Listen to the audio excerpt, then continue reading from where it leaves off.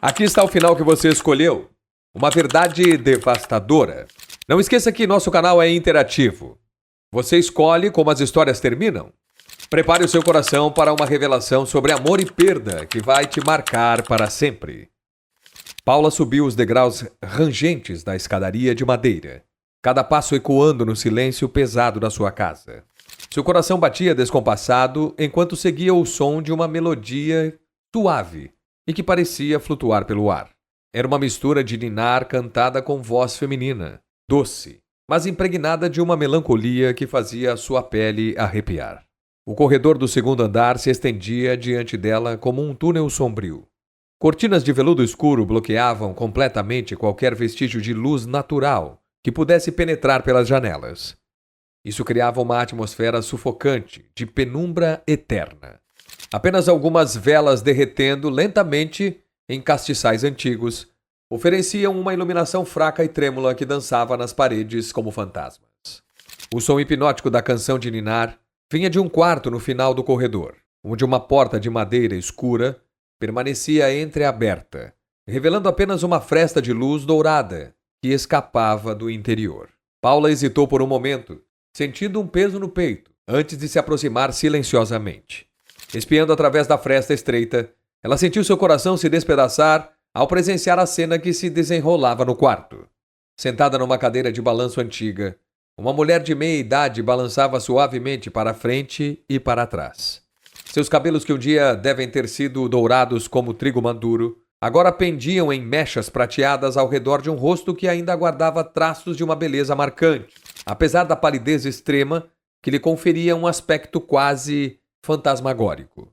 Nos braços dela, cuidadosamente embalado como o mais precioso dos tesouros, estava um cobertor de bebê, azul claro, dobrado e posicionado de forma a simular o peso e a forma de uma criança pequena. Seus olhos focavam o cobertor com uma ternura infinita, mas também com uma expressão vazia que sugeria que sua mente havia se perdido em algum lugar muito distante da realidade.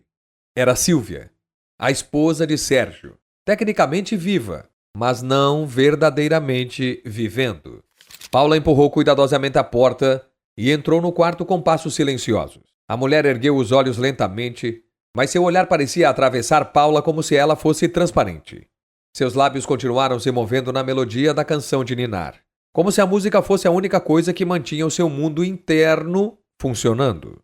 Sílvia reconheceu Paula como a nova babá, sua voz frágil como cristal fino ao explicar que Isabela havia acabado de adormecer.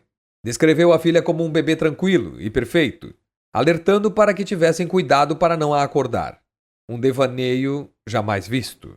Um arrepio gelado percorreu a espinha de Paula. O som de passos pesados no corredor anunciou a chegada de Sérgio. Sua voz carregava um cansaço que parecia ter se acumulado ao longo de anos, ao repreender Paula por estar no segundo andar.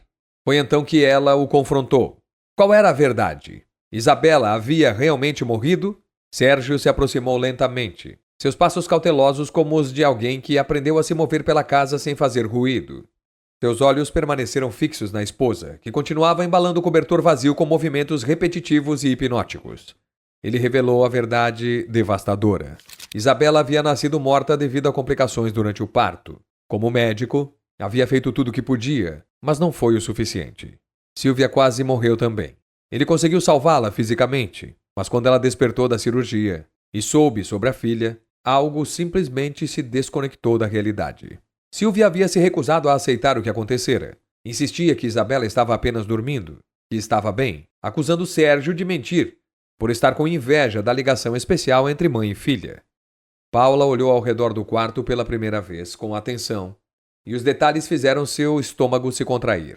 Um berço de madeira estava montado no canto, com lençóis e cobertores arrumados como se fossem usados diariamente. Uma cômoda estava repleta de roupinhas minúsculas, organizadas por tamanho e cor.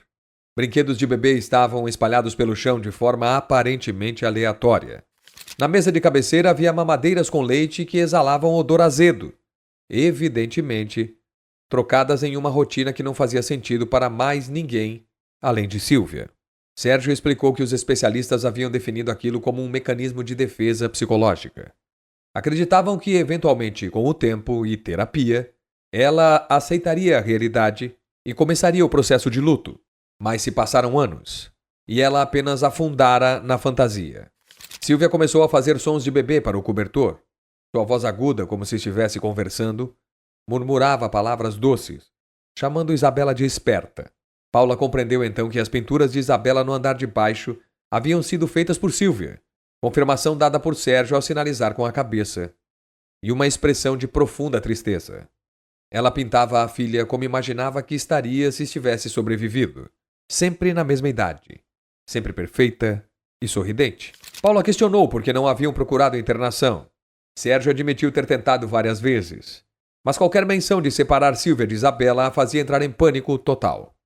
Começava a gritar, dizia que não podia abandonar a filha e o acusava de tentar sequestrar a criança. Os médicos disseram que forçar uma separação poderia causar um colapso psicológico completo e irreversível. Foi nesse instante que Sérgio se aproximou da janela coberta, tocando levemente a cortina, mas sem abri-la. Explicou como havia adaptado a vida inteira em torno das necessidades de Sílvia.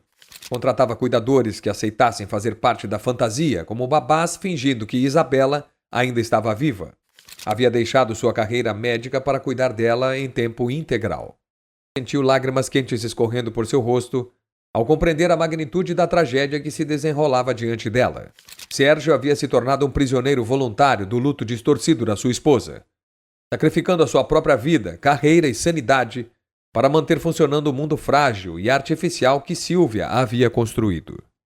Quando Paula perguntou se ele a amava tanto assim, Sérgio respondeu que Sílvia era tudo o que lhe restava da família que sonhava ter. Havia perdido a filha antes mesmo de conhecê-la, e não podia perder Sílvia também, mesmo que fosse apenas uma sombra dela que ainda existisse. Sílvia olhou para eles pela primeira vez com algum foco real, seus olhos azuis brilhando com um lampejo de lucidez, para que de repente ela dissesse: "Você parece gostar da babá nova, Isabela", disse Sílvia observando o cobertor. "Talvez amanhã ela possa te levar para passear no jardim. Você adoraria ver as flores."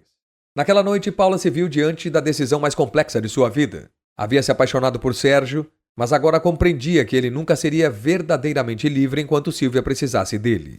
E Sílvia sempre precisaria dele, até que a morte ou um milagre médico os separassem. Ela poderia fazer as malas e ir embora, tentando esquecer aquela família destroçada, ou poderia ficar e ajudar Sérgio a carregar o peso impossível do amor verdadeiro. Paula escolheu ficar. Tornou-se parte da elaborada fantasia, estudou técnicas de cuidado, aprendendo a navegar pelo mundo delicado de Sílvia.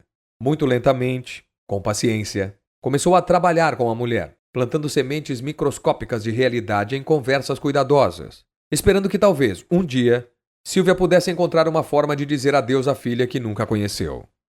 Alguns diriam que Paula sacrificou sua vida por um amor impossível. Outros diriam que ela encontrou uma família singular, unida pelo mais profundo e incondicional amor. O tipo de amor que escolhe carregar a dor de alguém simplesmente porque não consegue imaginar um mundo onde essa pessoa sofra sozinha. Mas e você? O que você acha? E a paixão de Paula por Sérgio? Será que ela ainda tem esperanças? E Sérgio? Poderia retribuir? Bom, essa é uma outra história. Se essa narrativa te impactou tanto quanto impactou outras pessoas, deixe seu apoio para que possamos continuar criando estes universos que mexem com sua mente. Ative o sino porque a próxima história será revelada em breve e você não pode perder o momento exato. Inscreva-se, a cada nova inscrição nos motiva a investir ainda mais tempo nestas narrativas que mudam a sua perspectiva de vida. E comente, qual foi o momento mais interessante da história? Os finais foram agradáveis? Se você fosse Paula, ficaria ou fugiria? Aqui, você escolhe o final da história. Até breve!